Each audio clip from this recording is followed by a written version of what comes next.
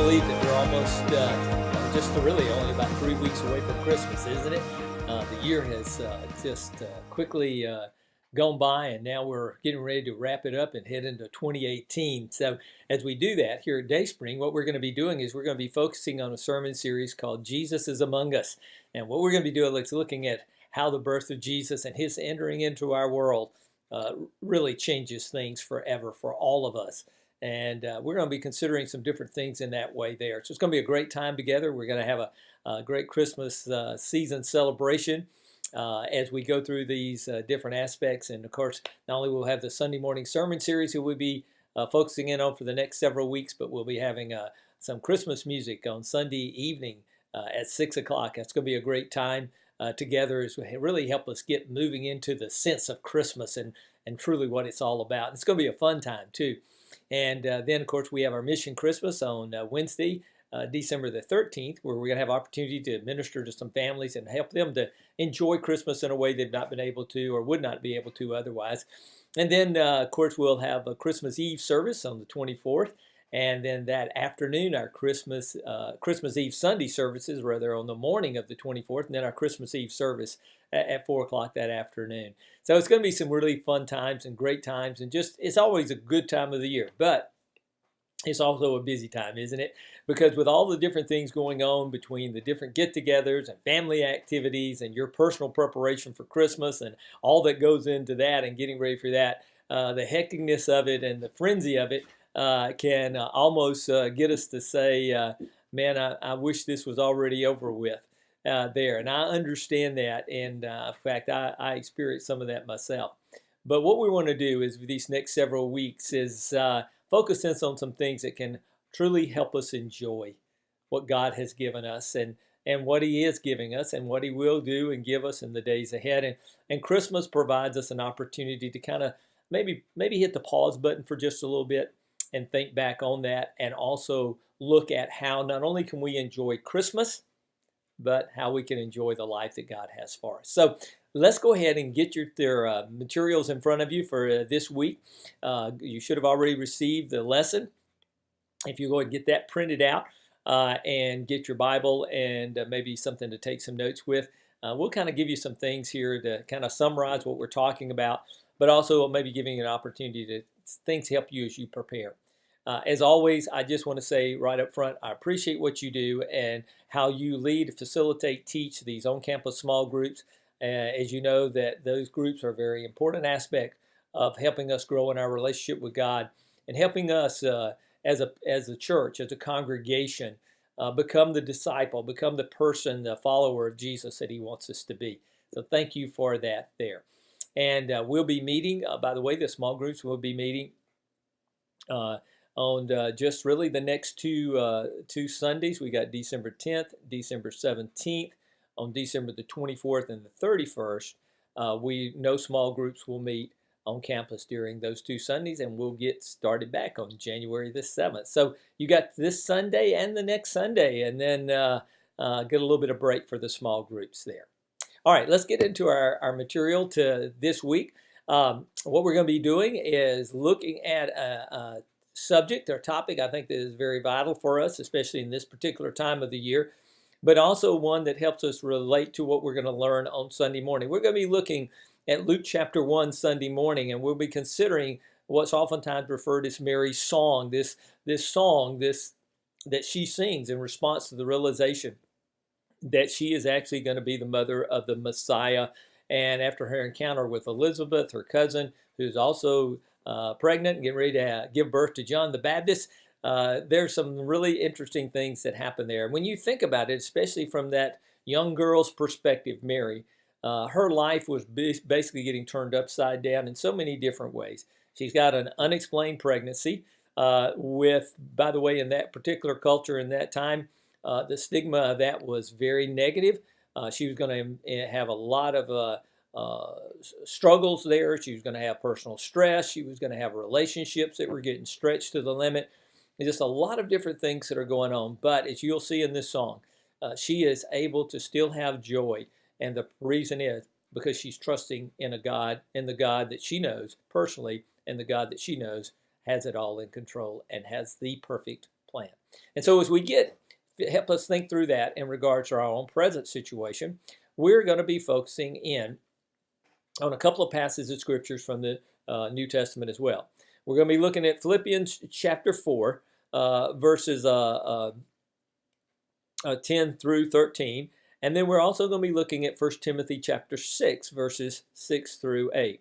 And here's just the big idea. We're going to be focusing on the fact that God has, we are able to experience contentment despite the circumstances, situations where we find ourselves.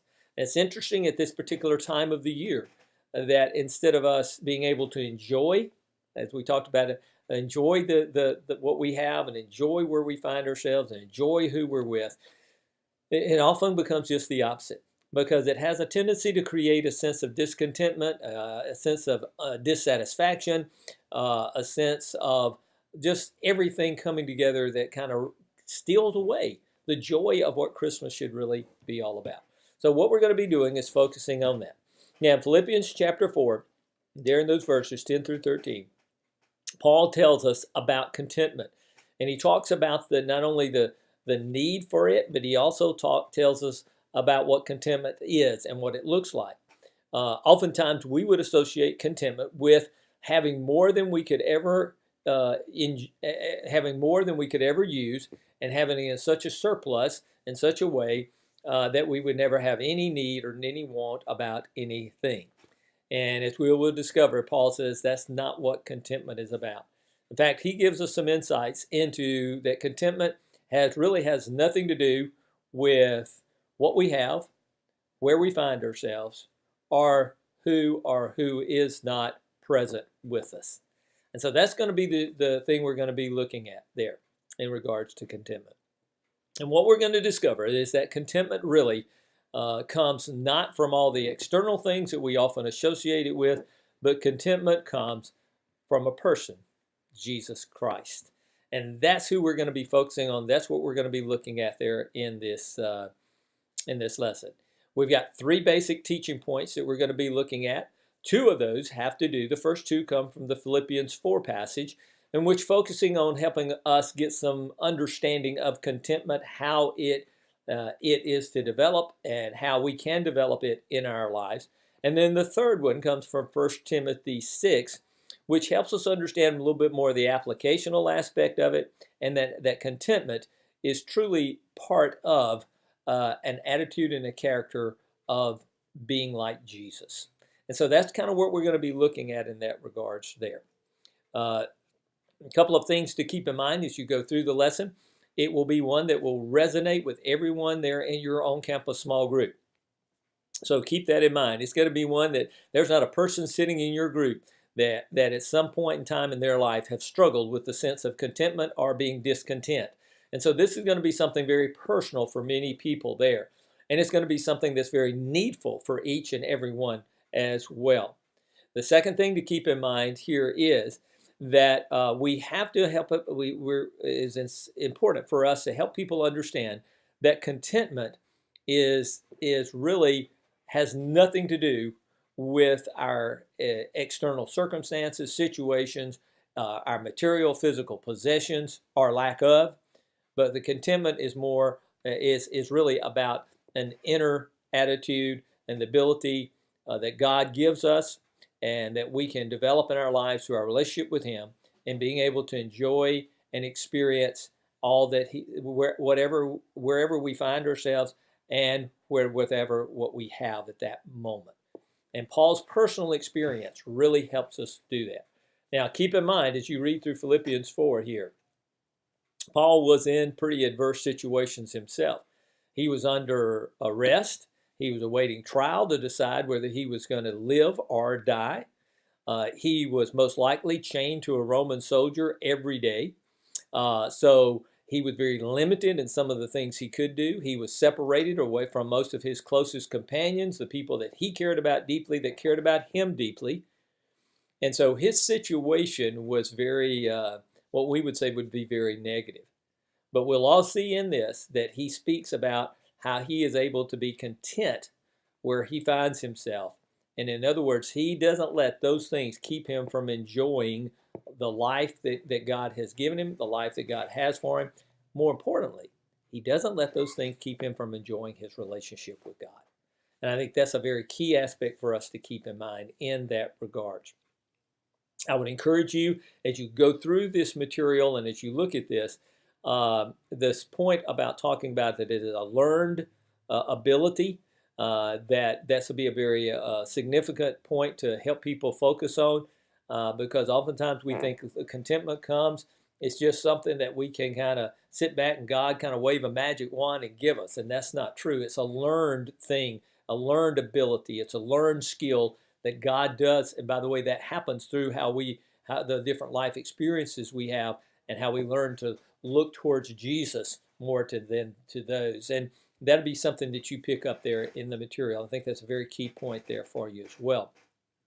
And I think it's important too when you get to the 1 Timothy 6 passage to notice there that the connection between contentment and godliness, and that, in other words, contentment is really part of our Christian character, or should be part of our Christian character, and it flows out of the relationship that we have with Jesus. And so there's a tremendous tie-in to that, both from the Philippians 4 and the 1 Timothy passage.